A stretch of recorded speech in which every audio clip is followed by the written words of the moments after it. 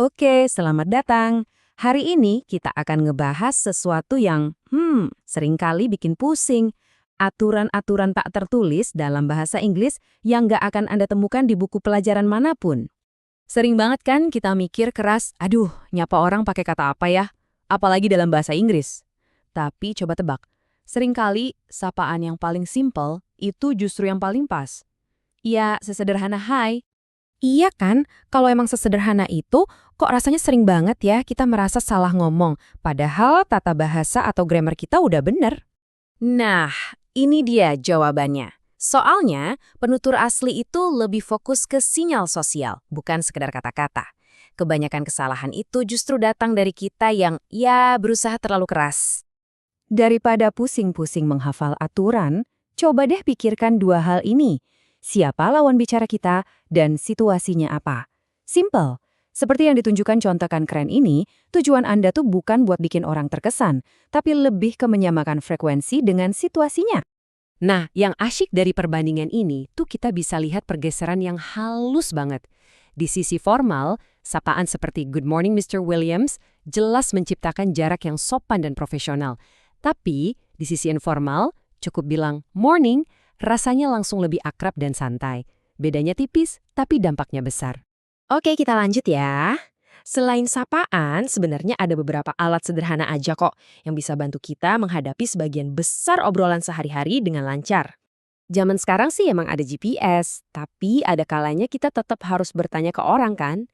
Nah, poin paling penting di sini itu langkah pertama. Pembukaan yang sopan dengan excuse me benar-benar jadi kuncinya. Dan ini nih salah satu aturan tak tertulis yang paling penting buat dipahami. Kalau ada yang tanya, how's it going? Mereka nggak selalu mengharapkan laporan lengkap tentang hari Anda. Frasa ini seringkali cuma berfungsi sebagai sinyal sosial, cara lain untuk bilang halo dengan lebih ramah. Oke, mari kita pindah ke topik yang sedikit lebih tricky. Berbagi ide sendiri itu kan penting ya biar nyambung, tapi gimana caranya biar nggak menyinggung perasaan orang lain? Ini tantangan yang umum banget kan? Tapi tenang, ada beberapa frasa sederhana yang bisa melembutkan pesan kita tanpa menghilangkan poin utamanya. Kalau untuk setuju sih relatif gampang ya. Coba lihat frasa-frasa ini. Mengatakan, that's a good point, atau you're absolutely correct, itu bukan cuma berarti, ya saya setuju. Tapi juga menunjukkan kalau Anda benar-benar mendengarkan dan menghargai ide mereka.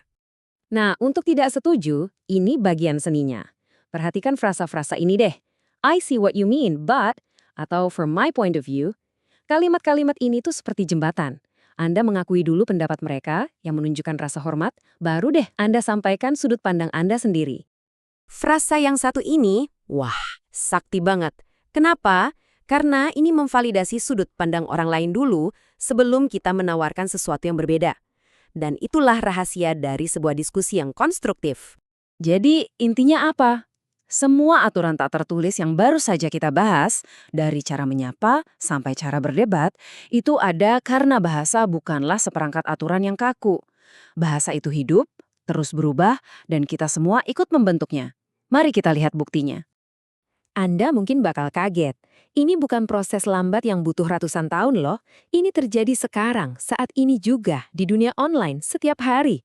Jadi ceritanya para peneliti ini penasaran, bisa nggak ya mereka pakai komputer buat menemukan istilah-istilah baru soal kesehatan yang diciptakan oleh orang-orang biasa di komunitas online. Untuk melakukannya, mereka membangun sistem yang kelihatannya rumit ini. Nggak usah pusing sama detail diagramnya, intinya sederhana kok.